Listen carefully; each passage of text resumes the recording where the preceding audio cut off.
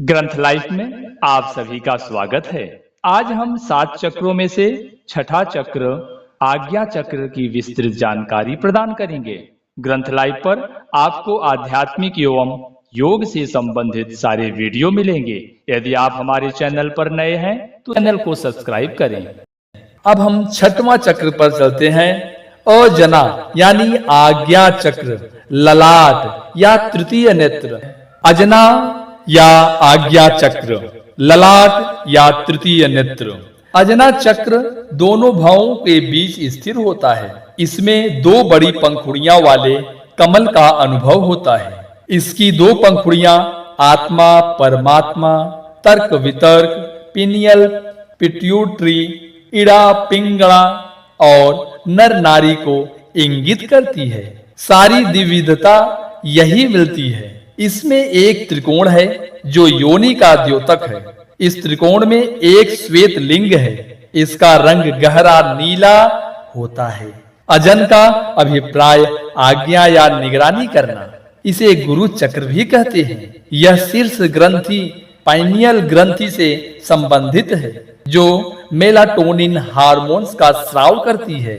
यह हार्मोन्स सोने या जागने की क्रिया को नियंत्रित करता है।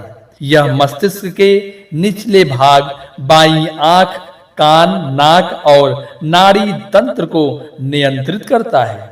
यह 2 ध्वनियां निकलती रहती है। इस स्थान पर पिनियल और पिट्यूटरी ग्रंथियां मिलती हैं। इसके जागरण का केंद्र भावों के बीच का बिंदु है जिसे ब्रह्माद्य कहते हैं। ध्यान, एकाग्रता और आत्मदर्शन के लिए यह बिंदु बहुत विशिष्ट है। इस पर ध्यान करने से संप्रभात समाधि की योग्यता आती है। मूलाधार से इड़ा, पिंगला और सुषुम्ना अलग अलग प्रवाहित होती हुई इसी चक्र पर मिलती है और चैतन्यता की एक धारा के रूप में सहस्रार को जाती है। इसलिए योग में इस चक्र को त्रिवेणी भी कहा गया है। योग ग्रंथ में इसके बारे में कहा गया है, इड़ा भागीरथी गंगा, पिंगला यमुना नदी, तरयो मध्यगत नाड़ी, सुषुम्नाख्या सरस्वती। इड़ा को गंगा, पिंगला को जमुना और सुषुम्ना नाड़ी को सरस्वती कहा गया है। इन नाड़ियों का जहां मिलन होता है उसे त्रिवेणी कहते हैं। जब साधक गहरे ध्यान में होता है और उसकी सारी संवेदनाएं शून्य हो जाती हैं, तब अजना से सहस्रार तक जाने के निर्देश इसी चक्र से मिलते हैं। जो मनुष्य अपने मन से इन चक्रों को ध्यान करता है उसके सभी पाप नष्ट होते हैं और दिव्य दृष्टि प्राप्त होती है। इस चक्र का संबंध जीवन को नियंत्रित करने से है। इसे शिव का तीसरा नेत्र कहते हैं। इसे अंतर्ज्ञान का नेत्र भी कहते हैं क्योंकि यह अंदर देखता है। कुछ लोग इसे दिव्य चक्षु कहते हैं क्योंकि योगियों को ईश्वरीय अंतर्दृष्टि और श्रुति प्रकाश इसी चक्र से मिलता है। यहीं पहुंचकर मनुष्य को मोक्ष का द्वार दिखाई देता है। यही चरमानंद, अति संवेदन, बोध, सूक्ष्म दृष्टि, अतीन्द्रिय श्रवण, अंतर ज्ञान और साधारण शक्तियां प्राप्त होती है।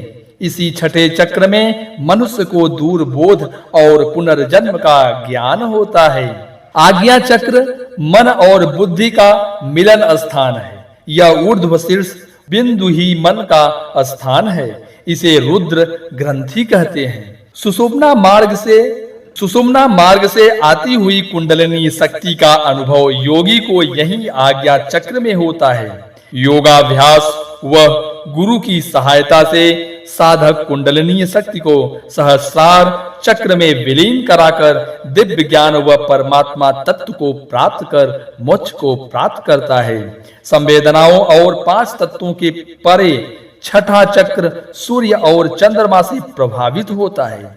इसकी धातुएं स्वर्ण और रजत है। इसका बीज मंत्र है शम। इनका संतुलन बिगड़ने पर थायराइड विकार, जुकाम और ज्वर, संक्रमण, मुंह जबड़ा, जिह्वा कंधा और गर्दन संबंधित रोग, उग्रता, हार्मोन्स विकार, मनोदशा विकार, रजोनिवृत्ति जनित रोग आदि रोग होते हैं। ये थी 7 चक्रों की छठी चक्र आज्ञा चक्र की संपूर्ण जानकारी। 7वां चक्र है सहस्त्रार्थ चक्र। इसकी जानकारी आपको अगले वीडियो में मिलेगा। ये वीडियो अच्छी लगी तो आप अपने लोगों को शेयर जरूर करें और सब्सक्राइब भी करें। धन्यवाद। हरि ओम।